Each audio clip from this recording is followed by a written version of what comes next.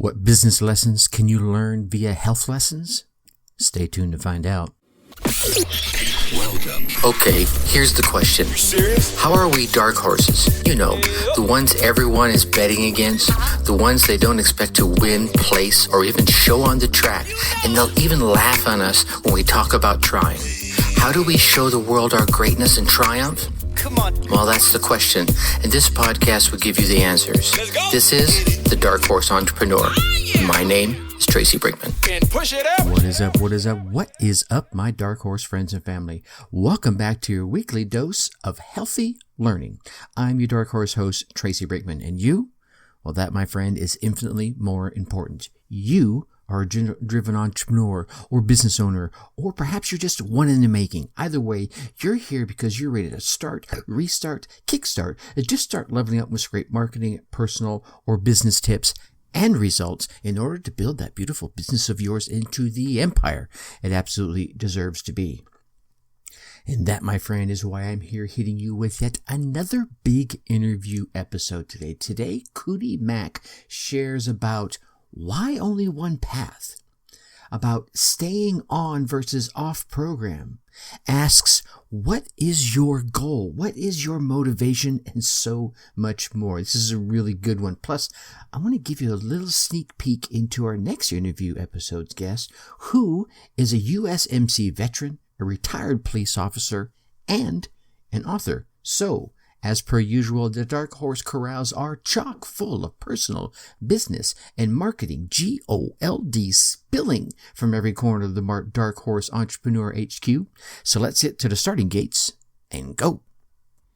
All right, my Dark Horse friends and family, as you just heard, today's guest is KUTI Mack. Now, reinvention is the root of KUTI Mack's Be Your Best Daily philosophy, and it's also the root word of his personal story. I mean, think about it. After 15 years of building a successful career in the music industry, he desired to build a parallel career that continued and aligned with his life's personal mission, which is helping others.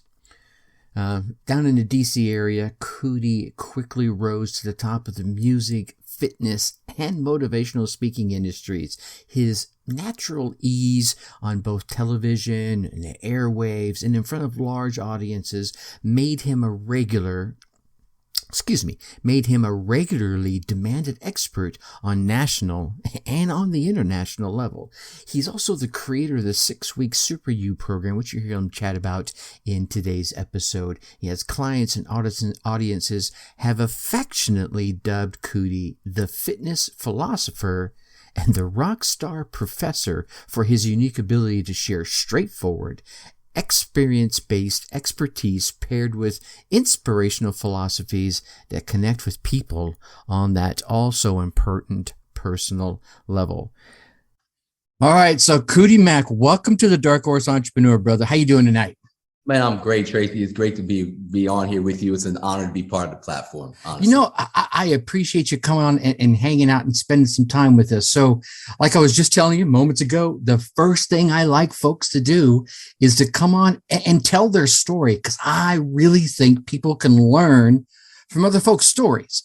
Whether this story is all about pain, all about happiness, all about drugs, all about, you know, whatever it is, there's lessons that we can all learn from, which is why we're here to talk, right? So if you could just tell me what you went through that brought you to where you are today, and maybe we can learn about why you love doing what you do so much. And so, you know, the long, quick answer is, I've had a love for music since I was a kid. You see all the accoutrements of, that kind of habit behind me. And this is just a smidge. Yeah. And I have questions about that. I'm going to tell you, but feel free to ask them let's later, go. right? So let's go. This is like this whole thing as far as me as a professional, my lifelong love for music informed my professional career immediately getting out of college. And so I get into the music business and I go through a bunch of stuff in the music business that we can talk about if you need to, but basically almost every gig you could have in the music business, from being an artist, from being a songwriter, producer, manager, record label executive, radio host, you name it, like pretty VJ, you name it. It's like I've touched it at least for 6 weeks, right? Nice. And it's still my passion. It's still what I love. It's inseparable from me and who I am. Now, that said, while I was in the music business, my father had a health incident that almost took him out. And I'm forgetting something that predates even me being in the music business. Although before I was in the music business, I was just a kid that loved music. And I also loved academics, and I also love sports. So from about age 8 on to now, I've always done something with intention that was physically active, physically challenging, that kept me fit. Back then, for those of you that can't see KUTI, right? He's a fit dude, right? You for those of you that are going to catch this on YouTube, you're going to know what he's talking about. He clearly still keeps up with this. So I'm sorry to interrupt. I just had to share. Oh, no, it's your show, man. So basically what happens is, but early on, I wasn't like committed to being fit. I just like to be active. Right. And I like playing sports. I love the camaraderie and eventually I learned to win. So I like winning, and I loved everything that came with that. And it wasn't honestly till midway through college, maybe even shortly thereafter, where I started realizing when I was no longer playing for somebody's organized team, where there wasn't a season that provided that regimen for me, that provided, okay, you're practicing at this time and you're playing at that time, where I started realizing, oh man, to feel like myself, I've got to actually purposely go to the gym now for the first time, and not even have a purpose like I want to be able to run faster, but just I want to maintain where I am. And plus, every time fall would hit coming out of the summertime, even to this very day, just the smell of autumn air, it always makes me feel like, oh, you've got to reboot, you've got to recalibrate, you've got to do this, because for so long, literally almost 12, 13, 14 straight years of my life, that was the whole thing. Summer was the only time off that I had. I still have this kind of Pavlovian response to the air getting a little crisp. And it's like, okay, what am I going to lift or run or do now? So that was always a habit. Eating healthier than most. I won't say healthy, because now I know what truly eating healthy is. Eating healthier than most people around me was also something that, just as a kid, I never took for granted that I could just be athletic. I always thought that I had to train and work at it. And to some degree I did. There's some natural gifts I had: speed, durability, to some degree strength. But to really compete with some of the people that seemed that they just came out the womb great athletes, I was like, I've got to cut all the margins a little closer. And one thing I remember as a kid, now I'm thinking about it, is I remember at some point Coca-Cola and then other soda companies followed, where they came with decaffeinated Coke. And I remember I didn't even think anything about Coke having caffeine in it. It just, it was a drink that you drank. It's a soda. You went to the fast food spot, you got a soda. Yeah. And also there was this decaffeinated Coke. It was in a gold can. I'll never forget it. Yep. And what my mind as a kid was processing was, well, if they would sell it to me without caffeine, what's wrong with caffeine? Like, why would they do that? Why would they give me an option to not have caffeine? And to me at the time, it tasted the same. So I was like, why would I drink it with caffeine? So from that point forward, anything with caffeine in it, I would just throw out. Now, I'll remind you, I was a kid. I was not the one buying the groceries. I was just the one come home and see two 2-liter bottles of Coca-Cola, and I just dump it into the sink. And my father was like, what in the world are you doing? And I'm pouring out. I'm like, hey, it's got caffeine in it. And he was like, look, before I knock you out, you need to understand, you can't just pour out the soda I just spent money on. But eventually what happened was they stopped buying sodas with caffeine. So I had that influence. Also, it was Sprite and Sunkist as opposed to Coca-Cola. Right. I didn't drink coffee because of the caffeine. So little things like that I would do all along the way, where I was able to say, okay, if something about this seems nefarious to me, then I'm not going to do it. And again, it didn't mean I ate perfectly, but those things were like, as a kid, like my dad laughs now when he sees me giving people nutritional advice. He was like, yeah, because you were pouring out our sodas. That's right. It absolutely makes sense. So fast forward to me becoming a record label executive and industry, professional artist, and then manager. And then I get to this point where the same dad, he has a health incident that almost takes him out. Mm-hmm. High blood pressure incident, and it almost kills him. Now I'll tell you about my father. My father's kind of guy that ran every single day. I'm talking like rain, snow, sleet, heat. He ran every day, nice. Miles upon miles. I run, if I'm lucky, if I'm fortunate, I will get 3 runs in a week, maybe 4 on an inspired week, just being forthright. And I'm not doing any more than a 5K, 3 miles and I'm done. We're done. Yeah. So he's running more than I was. And back then I wasn't a fitness professional. He's running more than I was. He seems health conscious from what we can see, but I didn't realize at the time he had high blood pressure or I think I knew he had high cholesterol.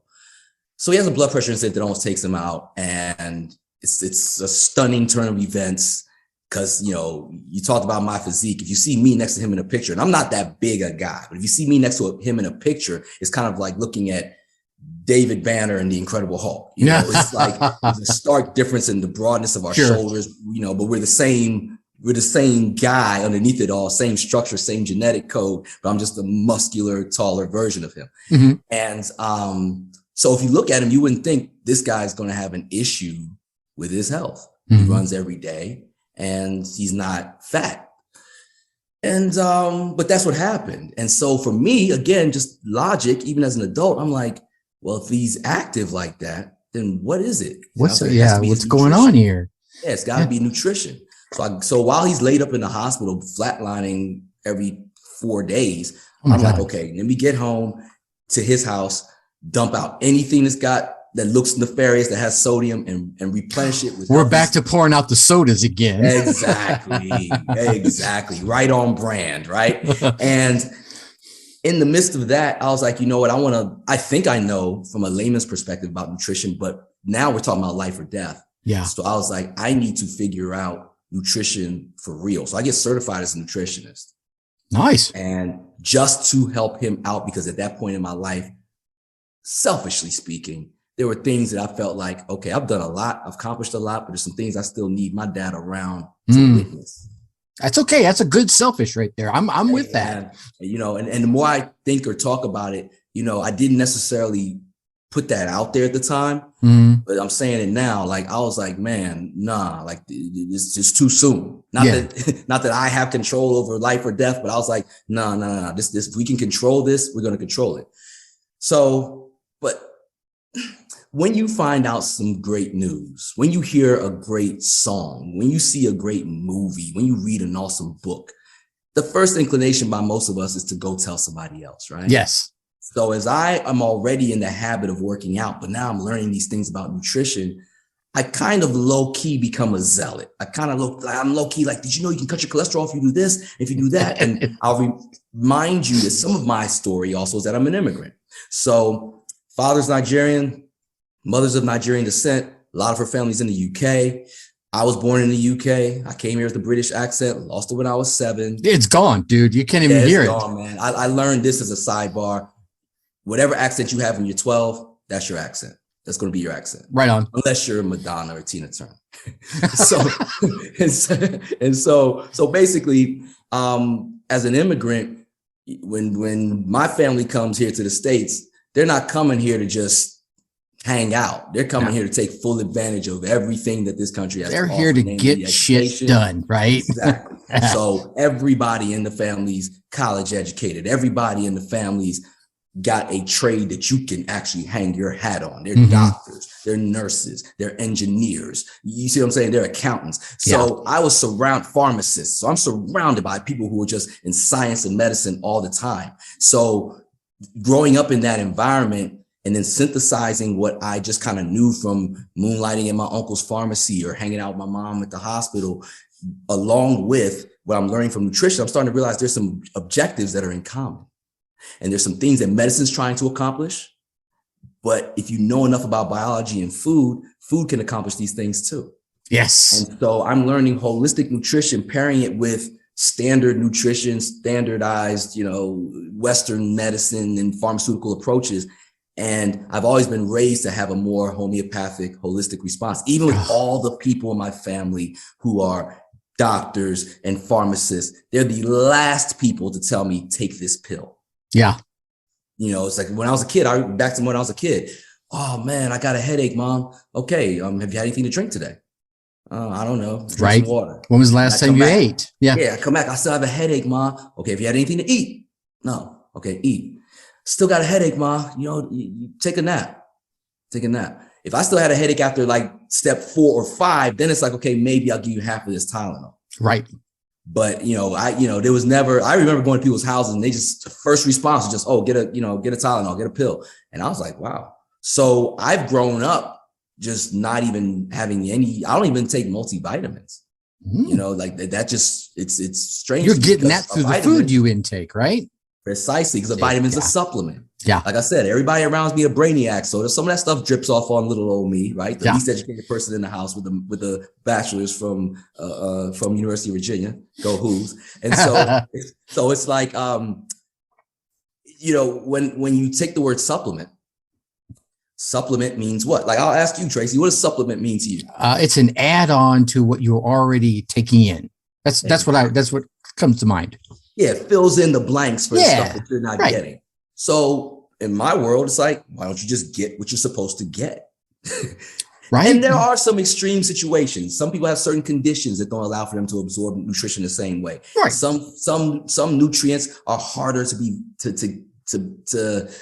acquire. They're not as bioavailable, even if you eat like vitamin D, for instance. That mainly comes from the sun. The sun, yeah. If you're going to eat a bunch of eggs, you can try, but I mean, really the sun gives you the best dose of vitamin D. But if you and I sit in the sun for an hour, you're going to get a different kind of sun than I am, right? Yeah, that's true. I am. So it's not so sometimes I understand it. And then you add to that, people don't want skin cancer. So what do? They put on sunscreen. So they go out in the sun, but they got a ointment on their body that's blocking the sun. Yeah. Yeah. So there's a whole myriad of any other issues. And, it's funny and correct me if I go astray here. First off, you and my wife would get along great. She's a big fan of eating healthier than others. That's a good way to put it, right? I'm not eating perfectly healthy, but I'm eating better than a lot of other people, right? But and we do take, they're actually little multivitamin gummies, and that's okay. I don't want. Oh no, and I know you're right, and it is. It's just to do that. It's to fill in those parts that maybe I'm not eating the right thing all the time. So I'm going to add this little puppy in. But where I was going with you, like, hey, the vitamin D, perfect example. We're here up in Wisconsin. It's flipping cold right now. I'm not hanging out outside to get the sunlight. Now, I am lucky enough to have a beautiful home that has big windows, so I could hang out in front of the window for a while. But I know I'm not getting enough of it, so I'm just going to eat this yummy gummy vitamin and pop it down and chew it up and let it go. But where I was going with is eating the right foods in the first place. But there's still a challenge in that is that I've read, and correct me because you'll know probably more than I will, that there's a lot of farms that are producing even raw vegetables that are not really, that are, I'll use the phrase, stripped of a lot of their original nutritional value. And then they're pumped up with some sort of man-made, I don't know, genome, whatever. And I've even seen some reports that show like yams that have been coated, not paint. I'm going to use the word painted, and it might not be the correct phrase, to get them the right color so that when you see it on display at the store, you look at it and say, that's a good looking yam. That's the one I'm going to pick up. And it's fripping painted. You're like, what? It's tough, man. It is so tough. The food industry, especially in this country, commerce in a capitalist society, money, cash rules everything. You know? Like one of the groups I work with, the Wu-Tang Clan, they have a song, Cash Rules Everything Around Me. Oh, brother, I love that group. I'm telling you. Yes, sir. I work with them, legends, right? Yes. So, but it's the truth. And the food industry, the more you dig, you're gonna find things that are just appalling. Yeah. Right now, but I'll say this. So to your point, like you said, I talked about it in gradated levels. I didn't say, well, I just eat absolutely healthy and I'm the best. I talk about foods that take you on program and foods that take you off program. And whatever foods take you closer towards whatever your health objectives are, I call those on program. And those could change depending on where you are in your fitness, what your goals are. If I get somebody who's morbidly obese and trying to lose weight, sweet potatoes are good for you, but they're not good for that person to lose weight. They're great for somebody who's lost the weight and trying to maintain. Yeah. They're good for somebody who's maybe underweight and wants to build up. So every food, depending on the circumstance, there are only a few foods that I think are lowest common denominator foods in terms of their value to most people. So, I try hard not to speak in sweeping generalizations, but at the same time, my experience. But yeah, I mean, you can liken that to, let's say, a lot of the folks that be listening to this are budding entrepreneurs or entrepreneurs. When you first start your business, you're doing A, B, and C. And you're running the little chicken legs or running like crazy trying to you're usually the guy wearing all the hats. I'm going to put on the marketing hat. I'm going to put on this hat. I'm going to put on that hat. But as your business grows, our body changes, right? We're using the same analogy. Well, now you're doing different things because your business needs different things and your clientele need different things. And as you continue to grow, right, you're going to do other things. If you kept doing the things you were doing in the very beginning of your business, well, it wouldn't grow the way you wanted it to. So your body is. Yeah, I love like that, the analogy. And in that same analogy, taking it from growing your business or improving your fitness and taking it back to what we're talking about, foods that are nefarious or have been tampered with or whatever the case may be. What I'm saying is if you jump into just, I'm going to eat vegetables. Right. You're already, you're the new entrepreneur in the business with the little chicken legs running. Yeah. Right. As you start going, you want to, as a new business owner, you want to hit everybody.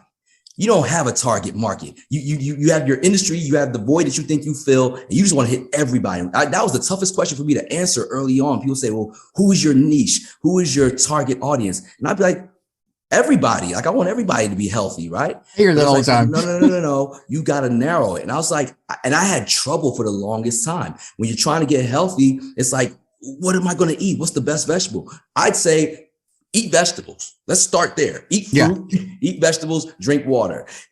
Are they non-GMO? Are they organic? Are they, from the grocery store, from the farm? Man, just eat those things first because they're better than the junk that you were eating before. Yes. And then once you get in, you can say, oh, okay, these if I go to this orchard, up the street, I can get better quality apples than I get from the grocery store. If I go to this store, they've got better berries than that store. If I go organic with this, it treats me better, but I don't necessarily have to go organic with that. Yeah. You can start to pick and choose and narrow your focus, but you got to get in the pool first and start swimming before you can even talk about any of it. Yeah. Get your feet wet, ladies and gentlemen. Yeah. You jump into business. It's like, I wanted to treat everybody. I still do. I mean, I've trained and consulted a zillion different kinds of people. Even as I speak to you now, I have all kinds of people. But what I will say is, for instance, I have a 6-week Super You program, and that program specifically, I've marketed it to everybody. But I'll say the people who have come through like gangbusters and just responded the best and had the most success tend to be professional people who are great at everything they do in life. They're good parents, they're good bosses, they're business owners, they're entrepreneurs, they're successful in their community. But the one thing they cannot master is having fitness as their lifestyle. They can jump in for a week or two on this program or that program and it doesn't stick. They can't they used to be fit, they used to be active, and now they look in the mirror and they see somebody different. And now they're like, I don't see me anymore in my Instagram posts. I don't see me anymore in my Facebook posts. I don't see me anymore in the mirror. And I don't know what to do. Like, I've tried A, B, and C, and it's just not working. Those people, they come to the 6-week Super You and they find success. So I found my niche was those people who are successful at everything in life except for maintaining a fit lifestyle. Well, let's dig in there for a second, because I'm really interested in that, because I've been that person, right? I've been that person. I'm looking at the Instagrams or the old Facebook posts going, damn, dude, you need to drop a couple of pounds. I was never fat, right? And I was usually a pretty active guy. Obviously, I got into, corporate America, 12 hours sitting at a desk, that's going to chip away. And I was lucky enough, I actually worked for Coca-Cola. Funny you mentioned them. And they had this amazing on-site gym. And while I worked in downtown Atlanta at that office, I was fit because I'd get up there, I'd get in there early in the morning, bang out a workout. They had trainers there, free, paid for by the company, because they knew if you were healthier, they'd get more out of you. You're more productive, right? And then after I left them, there's a shift. Yeah, I saw this shift and I tried to do things that did, but over time, you get kids, and I'm not making the excuses, but it happened. Right. And I remember looking at a picture. My daughter was an avid cheerleader, not high school. I'm talking about this competitive, throwing them up in the air, level 5 kind of stuff, right? And I was that dad. I was the one you saw running around with the flag and the crazy bejeweled clothes, introducing them on the stage and everything like that. But I remember seeing a picture of myself up there on that stage, and I saw my tummy, and it was just that right angle and the lighting. I'm like, that's not what I want to look like. And I started altering what I ate because I knew I wasn't going to just jump right on and get to the gym. I just knew I wasn't going to do that. But I started just checking myself and what I was eating. It's like, man, look at all this damn sugar. Look at all of this, all the carbohydrate that, and fattening fat this, and just being aware started a healthy path, and which was good. And then I met my now wife, who is just ultra brainiac when it comes to this nutrition stuff. And she's talking macros, this, and food, that. And here's the cool part. She doesn't force it on anyone else, right? I go and ask that question and say, well, what do you think? Oh, I'm not going to try and repeat it, right? I'm not near as educated as either one of you. But she'll certainly say, here, this, here, that. And we work out a couple of times a week together, and it's awesome. And I'm back to where I'm much comfortable. I'd like to be a couple of pounds lighter, but it's wintertime. I know that as soon as spring hits, I'll be back outside doing stuff and be far more active, and this would disappear and I'll be happy again. But it's crazy. And I'm babbling on, but I want to shut up here because I have an anchor question in this. In those folks that you see that are successful in that 6-week Super You program that you mentioned, that aren't successful without it, what is it? Because you said they're successful at being parents, they're successful at running businesses, they're successful at doing this and doing that. But when it comes to their damn health, they just can't crack the code. Why? What is it? There's a word or a phrase for this phenomenon, and it's not front runner, but when we win at something, as human beings, we tend to take our foot off the gas and stop doing the very things that helped us win. Matter of fact, in some cases, we will celebrate by doing something that works in total contrast to the very thing we just achieved by winning. Yeah, no, I hear you. You know what I mean? Yeah. Oh man, I just lost weight and won a marathon.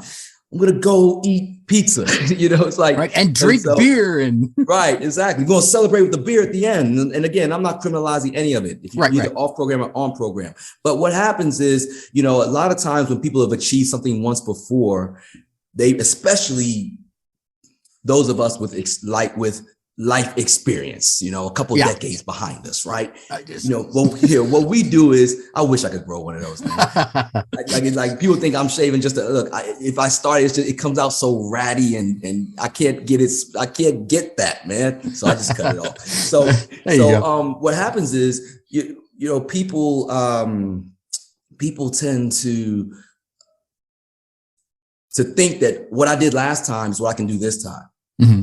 And what they always forget, you mentioned this, you saw a picture of yourself, the angle caught you just right, and that shadow above your belt had you like, oh, no. No. People right? forget what that motivating factor was that got them in shape last time. See, when you're young, it just happens. We can say we did all this stuff, but really we're just young. Our metabolism is high. We eat pizzas, we drink beer, and then we just wake up with a six pack. But then when you're an adult, you have that one transformation session where you actually, you saw yourself falling off, you recommitted to the gym, or you recommitted to your eating, and you got a trainer and you knocked it all off. And then you fast forward 10, 15 years later, children later, lifestyles, all that stuff later. And you're looking at yourself and you're like, oh, I can do it again because I did it before, but you're forgetting what your motivating factor is. So a lot of times when I talk to people before they start the 6 week Super U, I have no problem saying it here. I will say, okay, look, what's your goal? And then once they tell me the goal, I'm like, okay, I get the fitness goal. But why? And I'll ask a series of questions that really get into like your personal situation. I take the personal side of personal training very seriously. And to make this a program that fits people to in a custom way, that fits you like a custom suit, I need to know what your measurements are first. So I'm like, okay, look, what is it that's going on with you? What's going on in your life? What's the pain point? What is it that had you just like, oh man, I used to be, but no, I'm not. And this makes me feel like because so on and so forth. And once I get to that, and we get to that the essence of what's going on, then I can now give you what I call the super trio: super foods, super facts, and super moves. The super foods, nutrition. We've been talking about nutrition this whole time. The foods that I've seen over time, over a decade and a half of me doing this thing where I'm like, okay, sidestep that food, even if it's a fruit or a vegetable. I'll tell you, man, don't worry about those fruits and vegetables for now. Eat these, because these are the things that are going to get you where you got to go. The super facts are the information, the science I told you about, the brainiacs all around me that I ask every single day, the pharmacists and the doctors and the research that I've done on my own and in my certifications, where I say, okay, let me synthesize all this information and distill it to you in very simple, bite-sized, easy to understand equations and sentences and phrases, so you can go, oh, that's why I hit the wall before and can't hit it and can't break through now. And then the super moves, of course, the exercises. And people don't have time when they get older. So like you said, when you were working at Coca-Cola, the gym was right there. You didn't have to go anywhere. Right. The convenience of that is what helped you. But everybody doesn't have a gym. This era, like from 2019 until now, some people haven't even been able to buy equipment. It's like equipment just started popping up on the internet like about a couple months ago. Up until then, you could even get a dumbbell if you wanted from whatever your online retailer of choice was. Yeah, not a reasonably priced one anyway. Yeah, exactly. And then it was like, okay, you'll get it to you in 9 months. It's going to cost you $2,000. Right. You're like, so I'm over here training people with a bottle of laundry detergent. A book bag full of books. Yep. I can show you with the 6 week Super U how you can get most of these things done with little to no equipment, but still get meaningful exercises in. And I got some workouts that are through the 6 week Super U that are literally soup to nuts, 4 minutes long. And when they're done, you're like, I'm done. You're now listening to the Dark Horse Entrepreneur Podcast. 4 minutes. 4 minutes. So it's having the convenience, it's having the information, it's knowing what foods. And so again, we could all take our own garbage out if we wanted to. Sure. They could tell us, you could say the landfill is 2 miles that way. You take your garbage, put it in your own car and drive it there. I can remember doing that. But, it ain't it easier when you just have somebody just throw it down a chute or put it on the curb and somebody else comes, gets it. Yep. They got all the resources and all the infrastructure. So for me, I provide that infrastructure where a lot of people, they're winning at so many different things. They don't have the bandwidth to commit to something that they don't understand why it's not working now for them the way it worked for them in the past. And I think what's magic inside there, and I want to dig in a couple of different places, but I think one of the things that's magic inside there is anyone who's gone into business or even struggled, right? And I'm even talking about owning their own business. I mean, just maybe they're even working in corporate America. There's a point where you plateau, right? And to get past that plateau, you need some information, some education, and you need to make some moves. I'm going to steal your words here, right? You need some super facts, you need some super moves. And you usually get that through a mentor or a coach. I know I did. I attribute a good spike in my corporate career. I got like 5 promotions in 3 years as a result of making super moves from super facts that I got from some amazing high level people inside the organization I worked for and outside, right? I went paid for it. I said, look, I need you to coach me so that I can reach that next level. And they say, okay, here it is. Here's what you do. That's great. All right. I got the information. Now, guess what? I had to go do it. And when I did it, I got the results. So that I like how you compact that down into three little phrases. But there's one piece I want to ask about in the facts, and foods could be in here. But when it comes to the facts, someone's out there, they're listening, they're going, yeah, that's all great, KUTI and Tracy, but I go out to the internet and I ask some dietary or some exercise question, and I get these just laundry list of varying answers, because let's be honest, and you know this as well as I do, it's how many billion-dollar industry, and they all want you to hook on to that next new fad. Send me your $97 a month and I will teach you how to do this. And you're like, time out, right? Where someone's listening right now, and I know you're going to have a program, I'm definitely want to send them to you, and we're going to get that information. But if just Joe Schmo or Jane Schmaine is out there typing on the internet, where can they go to get some real facts? That's a really good question. Oh man, I'm mad at myself right now because I cannot remember the author's name. There's a book called How Not to Die. Oh, How Not to Die. Look that book up, you'll find it. It's white with green letter and leaves all over it. And what I appreciated about that book, because most of the time when I do my research, it's an accumulation of my hands-on experience with talking to clients over, like I said, a decade and a half, right? Taking them from being type 2 diabetics to non-insulin dependent, taking them, from high blood pressure meds and cholesterol meds to no pharmaceutical interventions at all with the help of the doctor. And I've always taken it from the natural approach, like nature. Like even with medicine, I look and see, okay, what's the objective of this painkiller? Mm-hmm. Well, this painkiller is trying to, in addition to kind of numbing your nerves, it's trying to reduce inflammation. Okay, what foods reduce inflammation? And I go from there and push it as far as we can from a nutritional standpoint. So as far as finding resources, you're right. We live in an information age, which is amazing on one hand, mm-hmm. but it's scary on the other because we don't have gatekeepers anymore. It's just information out there and it all comes out the same screen. So we give it all the same validation. Whereas like you and I are both seasoned enough in life to remember where you had to have a bibliography. You had to have your sources quoted. You couldn't just have something in an encyclopedia and it just be, that's what it is. You could check sources. You could cross-reference. So that's something where for me, I do pride myself in the fact that I'm always cross-referencing things. And that book I mentioned, How Not to Die, that's one of the first books I've read where this person's objective wasn't trying to sell you anything, just like me. I'm not trying to sell you a supplement or sell you anything. I'm when you go to the stuff I'm going to recommend for you to buy, you go into the store, you go in one direction, the produce section, and that's where everything is.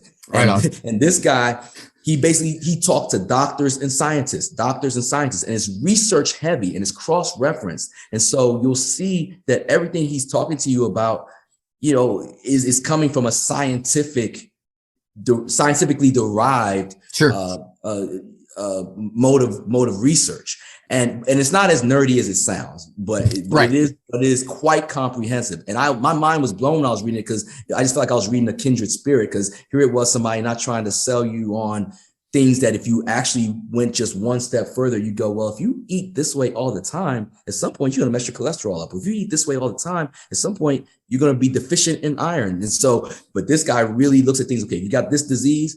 Here's what's going on. Here's what fixes it. Here's the foods that have these properties, et cetera, et cetera. So I always look for stuff like that. Those books are few and far between, in my humble opinion. And so what I really base my stuff on is indeed like my own doctor. I'll talk to my doctor all the time, like to the point where when I go to my doctor, I have to go get my labs done on my own, because I used to bother him so much about the minutia of my labs. He's like, you know what? Here's a lab order. You get your labs done. You research it. You tell me what you see. You tell me what you see, and then we'll go from there. Come on, and then we'll talk. Yeah, like I come in there like, okay, doc, so this is what I see. My iron is here. So but I have a blast with it because, I do trust I do trust science. I do trust nature more than anything else. Mm-hmm. And if something flies in the face of nature, I'm quick to at least put it on the back burner and see how far nature can get me before I start worrying about anything else. So if somebody's looking for information, I would say go to like the boring sites. There's this thing called the library. I'm just saying. Yes, read books and don't be afraid to cross-reference. Yeah. Like you cross-reference, you'll see, okay, this doesn't match with this. Then figure out if there's an agenda, if there's something that they're selling, if there's something, like I had a situation with respect to physicians. I had a situation where my father was being prescribed a certain drug. Mm-hmm. Now my father's he's got everybody, neurologist, cardiologist, he's got the nephrologist, kidney doctor, he's got his primary care, he's got his dentist, and all these people are looking at him, but all of them are looking for one thing that they're trying to fix in their own right. And they're not trying to step into the next lane, because then it gets complicated and maybe even expensive, or they might lose, the client, so to speak. Yeah. So they're talking about this medicine. And when I started researching the medicine, I realized, okay, number one, this medicine is new. Number two, this medicine has like 2 or 3 applications. So it kind of can be used for kidneys. It can be used for sugar. It can be used for the heart. Mm-hmm. And I'm like, And then I ask another doctor, hey, you've looked at the guy, you looked at the stats. What do you think? And then he goes, well, I wouldn't think to prescribe this medicine. I can see what the objective is. Maybe I'll talk to them. And I get in on those conversations. Yeah. And when it comes down to it, I go, okay, again, not to be a conspiracy theorist, but if a pharmaceutical rep came in and said, hey, look, we got this new medicine. It's really great for this, that, and the third. It solves a lot of problems. Let your patients know. And matter of fact, here's some samples so that because it's so new, it's going to be pretty expensive. So if they do indeed decide to do it, here's some samples. And that was the kicker to me. Because without saying too much about my past, without saying too much about people that I've known when I was younger and not always such a, smiley, nice guy, right? The whole, I'm going to give you some of this stuff on the cheap for free. And if you like it, come back and you got to pay for it. Yeah, I ran that game. Dealing 101, I ran that game too, my friend. That's drug dealing 101, man. Shooting pool, going, oh yeah, I know where. Here, just I know you can get some of this. That's drug dealing 101, man. So it's like, if indeed my dad actually needs it, he'll need it later. If he doesn't need it now, we can figure it out naturally. Yeah, that's my whole 100%. point. So when it comes down to you researching stuff, and another thing, we talk about research. Come on, people. Like, I hear people talk all the time. Well, I did my research on this medicine, or I did my research on this vaccine. You didn't do more research than the people who actually get paid to research. So I talk to the epidemiologist. I talk to the cardiologist, to the primary care physicians. I talk to these people, and I synthesize all the information they give me, and I find what's the lowest common denominator and start there. And so if you really want to do the research, legitimately do the research. Don't just do a Google search and see what, your favorite, musician said on Instagram about filling the blank and say, okay, now I've done my research. No, you haven't. No, you haven't. Yeah. And watching a commercial on TV is not doing your research either. I'm just saying, again, I'll come back to the fact that I have this amazing woman in my life that, does the research, and she's as nerdy about that kind of health focused research as I am about computers and things like that. She's like my ultra geek, and it's a symbiotic relationship that's just amazing. All right. This is awesome, dude. I'm glad. Not only I'm glad I had you on, but just that we ended up going this route. We could take this conversation in so many directions, especially what's happened over the past couple of years. But we don't want this episode to get pulled off of certain platforms. Right. I've had 2 episodes pulled off of YouTube for mentioning the wrong word. Oh, okay. And so be it. I don't really care. I'm all about sharing the information, but I think to get right back on track, if you're doing the research about to build on what you were talking about, maybe you or your father or someone you love needs some sort of medication, but just take a minute and ask the questions of those who give you the the right answers, be it your doctor or a second opinion, or like you said, I mean, I had a mom who had a number of health issues in her later years, and she had this plethora. She had like a football team of doctors. You know, one handled her neuropathy, and one handled her diabetes, and one handled her, like you said, her teeth, and you know, then she had a salon. Anyway, I'm going on a tangent on purpose, but to your point, there's all these people, and there's no straight line communication between them all the time to say, hey. Yes. I'm gonna diagnose you this because you have neuropathy. Well, what is that doing to, you know, your diabetes, or what is that doing to, you know, your mindset, or, you know, oh, she was a manic depressive on top of that. So now if the neuropathy, which is a nerve agent, correct me if I'm wrong, right, goes in and does its thing and it makes her more depressed, well, they're going to up their dosage of you know, medication B, and it's this vicious cycle of things. Whereas if you can ask the right questions to the right people at the right times, like Business 101, right? Maybe you'll get different answers that give you better results. Or like you were saying, I wonder if there's a food out there that might help me with my, I'm going to oversimplify this, depression or nerve issues or diabetes issues, right? I'm not a nutrition. I can't say yes or no, but those are just the questions I think we need to ask more of. Yeah. So just being a health advocate. When my dad, he got sick a couple of years ago, and I mean, critically ill.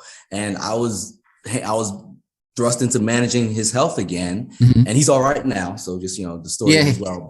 But in these things, we had these very critical moments. And what I would find is just from shift to shift, if one nurse was with him for like all week, and then she left on Friday to be gone for the weekend, and another nurse came in on the weekend, all the information would just get lost. Oh, my goodness. Being there, I was taking just fastidious notes, even on stuff I didn't know. If I just heard them say it, I wrote it down. And if it could have all been Greek to me, but when I see somebody say, well, we're going to up him to cc's, I'm like, no. He was on 10 cc's before. He should be on 10 cc's now. Well, it looks like his pressure went up, but that's because he's got to go to the bathroom, and he's not telling you, like, you know, so maybe have him go to the bathroom first, and his blood pressure will drop. You know, those kind of things where I was watching everything. And through that, we were able to coach him back to health. But it was because I was an advocate. I remember when it was all said and done, there were nurses on the floor that said, you should be you should just rent yourself out to be the advocate in the hospital to whomever is in critical care, because so many things get lost in those situations. And it's the same kind of thing with us when we're not in critical care, when we're just out and about. Be an advocate for your health, or be the advocate for the people around you, your loved ones, and ask the questions. Be having a centralized place of all that information and being able to distill it to somebody who actually can break it down for you is probably the most crucial thing. Because when I think about it with my dad, with all those doctors, my primary care physician, whom he didn't have one, and I didn't know this, he was going to his cardiologist, and to him, he was going to the doctor. So his cardiologist was his doctor. And I'm just like, no, he's just your cardiologist, right? So when I introduced my primary care physician, who I trusted, and said, okay, look, we're going to quarterback the situation. So every other doctor, we send all that information back to the primary care, and he can look at it and say, okay, the nephrology is doing this, cardiology is doing this. And you know, what's the other one? Cardiology, nephrology, and I'm forgetting somebody, kidney. There's so many of them. There is just a host of them. So all these people are doing these different things, and then he could say, oh, well, if the neurologist didn't recommend this, and the kidney doctor didn't recommend this, then the heart doctor recommending this doesn't really make that much sense. So like, you know, so we could centralize all that information. So I would say that's, if you're a layperson, have a primary care physician that you actually trust, have a relationship with, or have somebody, even if it's just a layperson who can just take all that information and have it in one spot and look at it all and be able to compare notes, because that's the best way to get the best information. I mean, options will always provide clarity if the right person's in charge. 100%. Okay. So you mentioned the 6-week Super U program. Is that something you want to talk about? Do you want to share more with the By folks? all means, I love the 6-week Super U.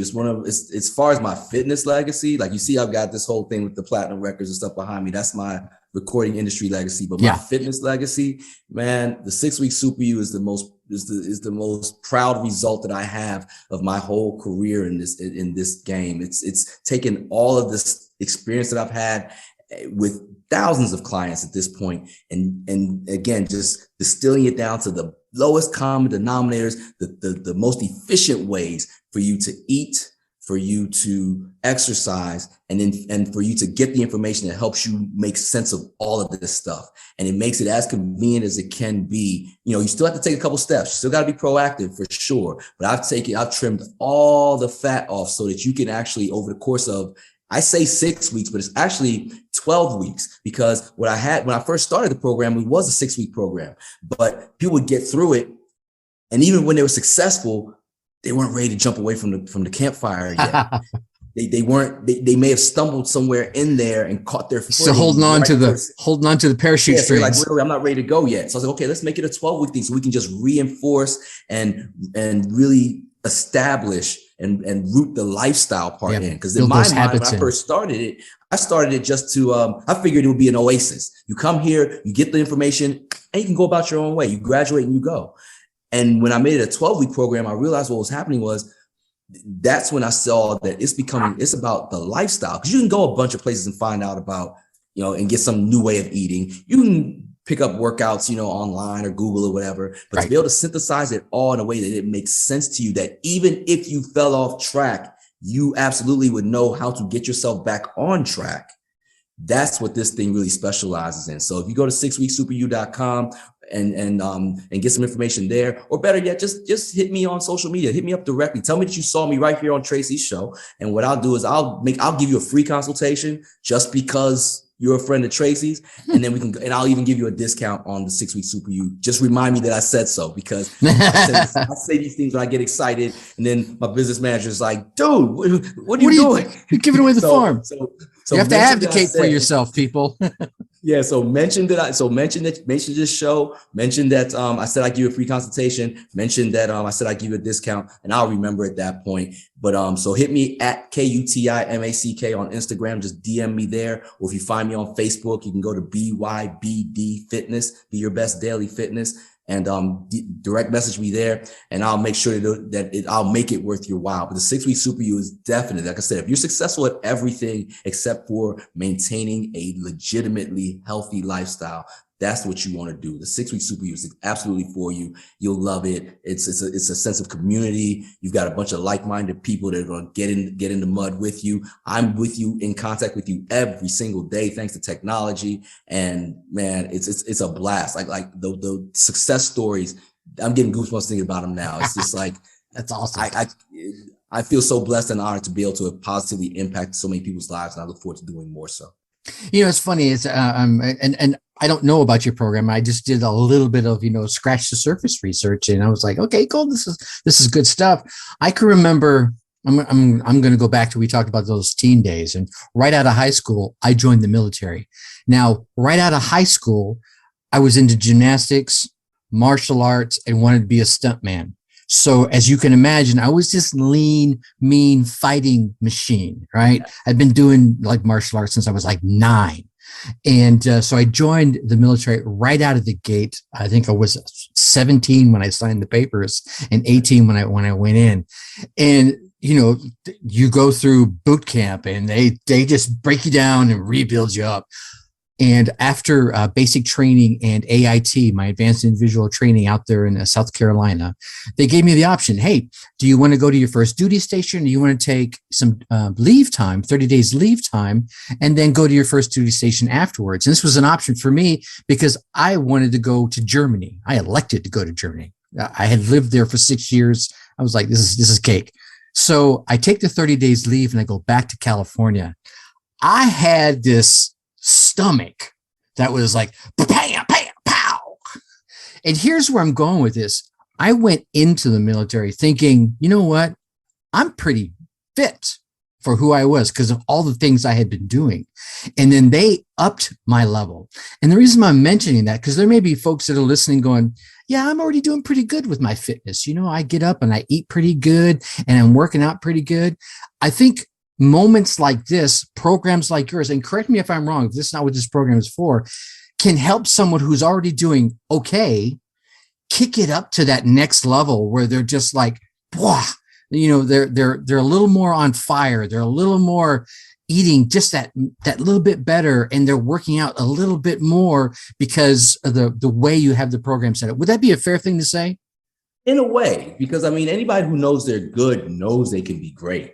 Right. You know, like it's, you know, I'm a big music head. Like I said, Prince is my favorite artist. The fact oh that this God, we could talk a whole day about Prince. Like, and you know, he didn't you know, make 1999 say, okay, you know what, I don't need to practice anymore. No, you know what I mean? Like he went from there to Purple Rain and then so on and so forth. So it's the same kind of thing with, you know, your favorite athletes or anybody, you know. So, but I will say this, I'm not greedy. Like this is how I pay my bills. This is how I keep the lights on. I'm blessed to have that, and I'm blessed to be successful. However, if indeed somebody is just thriving, that, hey, rock out. Matter of fact, I might want to talk to you and see what it is about you. I want to learn something from you. If you're thriving at what you're doing, I want to know for you. But if you're somebody who used to thrive or somebody who's actually like, I'm in it, I don't have problems with commitment or anything, but I'm just not turning the corner like I used to. I'm not. That's where I can say, hey, look, I got you. I'll give you this, and this, and watch these things just start to change almost overnight. And I'll give you information, again, the super facts that will help you like, oh, so if I do this, that, and the third, this influences X, Y, and Z. Yeah. Now I see how and that's how the super facts start to combine with the super foods and the super moves to actually have you be your super you. Oh, perfect. Perfect. All right. So I'm going to make sure all those links are down in the show notes. So people don't have to worry about taking notes. They can just click on through and check out your 6-week Super You program. And for those that really want to, it's 6 with the number 6 week Super You program, all spelled out. So no problem. Again, I'm sorry, 6weeksuperyou.com. But again, we're going to have all those links down in the show notes so people can just click through and check you out. KUTI Mack, man. Even if you don't do the program and you still want to just get a word that'll help you be better than you were before you had the conversation with me, again, just because you were here watching us on this show, you're a friend of Tracy's, you're a friend of mine, hit me up. I'll give you that. You don't have to buy my program, but take some time out, take 15 minutes out for yourself. I'll make it short so that you can just be a little bit better than you were before. I'm here for you to do that. That free consultation. KUTI, man, I definitely appreciate you coming on and hanging out with us. And you know what? Here's a random thing. If someone's listening, and this is totally off the wall here. It's a quick sidebar. What as you've learned and gotten into your business here, what would you give as a top marketing tip that you have seen that works? Like, wow, I would have never thought that worked, but man, it rings doorbells. Authenticity. Like, you know, one thing we want to have the pizzazz. I come from show business, and I come from a school of thought where you want to show and be the brightest, shiniest, best presentation, perfectly curated, absolute awesome, whatever, social media poster or whatever the case may be. But what I found has resonated the most is when I'm just authentic. And before, I would unintentionally be so. I would just have a moment of clarity or just a moment where I just kind of spilled my guts, not in a, you know, dramatic, you know, going viral meltdown kind of way, but I just kind of have a cognition and share it. Mm-hmm. But the sincerity would ring through. And when the sincerity rang through, it would just react like gangbusters. So then what I realized was, okay, there's somebody that I'm talking to. And for anybody that's out there that's an entrepreneur, figure out again who you're talking to. You may not know at first. You just start talking, but pay attention to who's asking you all the questions. Yeah. Pay attention to who asked you that second and third question. If you have any clients, pay attention to the questions that your clients ask you. Write those questions down and use that to improve what you're doing. But as a marketing tool, if you have just 3 clients and they ask you 2 or 3 questions each, that's 6 pieces of marketing information from real life people who have already bought into what you are presenting. Use that when you're then reaching out and outflowing to the public, because you don't have to get everybody. All you need to get is your body. That's right. You gotta get your people. The people who are yours, you get them. Like I just talked about Prince. You can't pry a Prince record out of my hands. Like that dude, he's passed away. I'm still the biggest fan. But you might have some other cat that's out there that's really good, and I'll be like, yeah, he's cool. Yeah, it's cool. But he's not for me. And it's funny you mentioned that name, and you mentioned as that tip of authenticity. If I think about, and I'm going to loop into music in here because we didn't talk about any of your music, which is fine. We can do it later. We can do it again. How about that? We do. Yeah, we'll bring you back. We'll just go down the music road next time. But every artist that has ever resonated with me, it's because of that authenticity, right? Who they were as a person just poured out of their music. I started listening to Prince back in 1980. All right. So I was listening to Prince before Prince was even cool to the mainstream, right? Everyone's all like, oh man, this new guy came out with, the Purple Rain, right? Or 1999. And I'm like, dude, you don't even know the music this guy put out. He was 15, 16, cranking out. He was doing, Dick Clark had him on Soul Train, not Soul Train, but on the American Bandstand, and I was like, you guys don't even know. And then the music that came out after that, right? So many people don't even know about because they didn't resonate with who Prince was. They resonated with the Warner Brothers Prince, right? And I think the same thing comes true with, you can even go, and Elvis Presley or Michael Jackson, right? Or James Brown, or, the laundry list of names you could roll off. You think about someone that just kicked ass and took names. Yeah. They were just being who they were musically in this particular example, right? And have you made it up to Paisley Park? You know what? I think I'm finally ready to go. In all my travels in the music business, I even gave Prince career consultation at one point. So I've met Prince about 3.5 times, gave him consultation, the whole nine. But that said, I never made it to Paisley Park. I always kind of assumed I would go. Mm-hmm. Then he passed away, and it was kind of like it was just too close for me. And then when I was ready, the pandemic hit. So I'm looking forward to making that pilgrimage at some point because I'm way overdue. Sweet. Well, I haven't made it there either. I'm like you. Maybe we go together. There you go. Right. We'll have your service call my service. We'll do lunch. No, there have been 3 non-family members in my life that have passed away that I've actually wept for. Right. Zig Ziglar was one. Zig Ziglar was a huge impact on my life. Michael Jackson and Prince. Yeah. I heard about Prince passing away, and I had to stop what I was doing because I just felt, I felt the welling. Wild part is, it's like you wouldn't have thought that it would have happened like that, but you notice how the world sort of stopped. And I remember seeing like Niagara Falls just happened to be purple that day. Yes, like all these wild little coincidences that kept happening. It was just kind of like, whoa. Yeah. It was almost like when he played the Super Bowl halftime and it rained when he sang Purple Rain.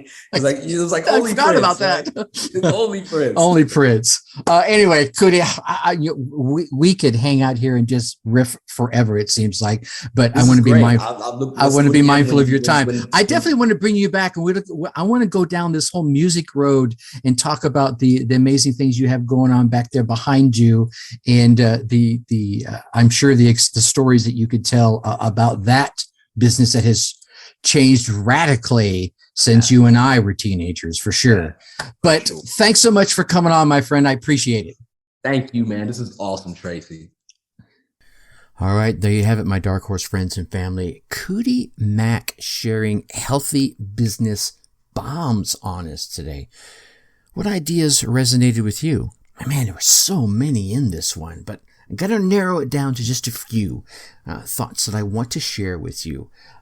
Thought number 1, why only one path? KUTI started off telling us about about how he was deep into his business career, right? And it was actually deep into his music business career. And it was actually to the point where he had held the title of every title possible in the music industry. If you thought of the title, he had held it for at least 6 weeks. That's kind of huge, right? I mean, yeah, I haven't held every corporate America title yet, so that's really huge in my opinion.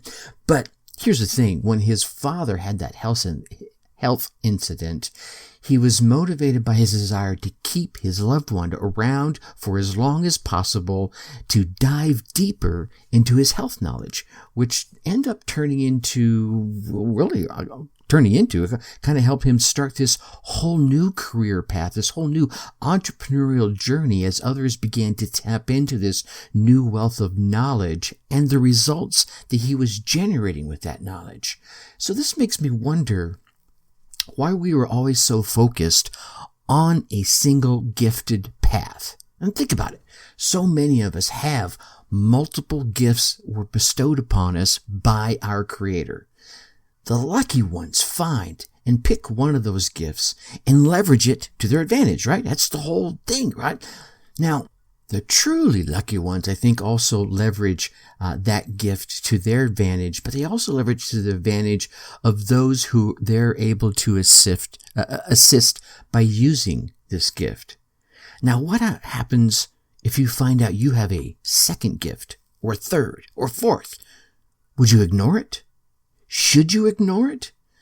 Here's the thing. For me, the answer is a resounding hell no. You should be leveraging every single one of your gifts and bring them to bear however you are able to help those within your sphere of influence.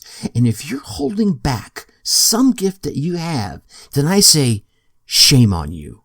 Shame on you for stealing from me what I would be able to learn or earn as a result of you sharing that gift with me, even if I have to pay for the privilege of receiving that gift from you.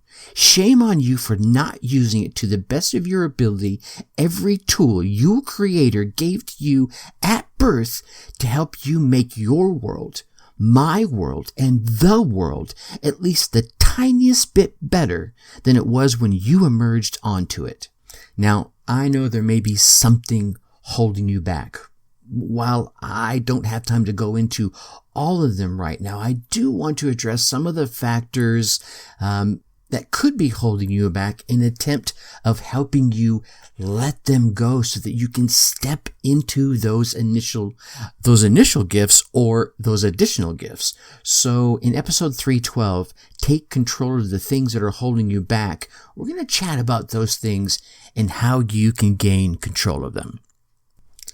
Thought number 2, on program or off program. KUTI used this phrase to describe foods that would be helping or hindering your program, whatever that program might be. Gaining muscle, losing weight, getting energy. But let's expand that thought process for a moment, shall we? Are there things that you are doing, people that you are engaging with, or thoughts and beliefs that you refuse to let go of? Now, are some of those things keeping you on program or taking you off program? Are there people in your sphere of influence that are telling you that your path is stupid or silly or so far out of reach that you're crazy for even giving it a go? Yeah. Are you yourself avoiding taking some actions by, sitting around and watching TV all day long versus getting out there and getting involved, or by making up some lame-ass excuse like, oh, well, I'm waiting for so-and-so to do this or to respond to that or whatever, right? Are you getting involved perhaps with the wrong group, even if it's for the right reasons? Look, there are like 10,000 ways to avoid getting up off your ass and working to attain your dream, to engage your gifts, the main one or any of the hundreds that you may have, whatever those gifts are or whatever that dream may be. The question you have to ask yourself is, are any of the things that you are doing or engaging in taking you off program or keeping you on program? If they're taking you off program, stop. S-T-O-P. Just stop right there and ask why you're doing them and figure out what the cost benefit of continuing to do them is.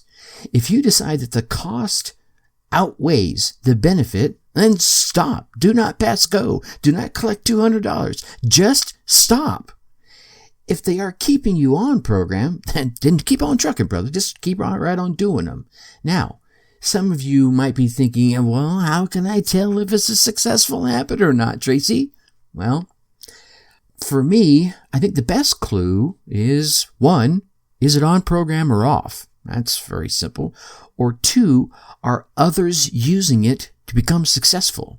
Not just one single person that you may know or know of, but many others, right? Especially many others that have chosen the same success path that you're trying to choose, right?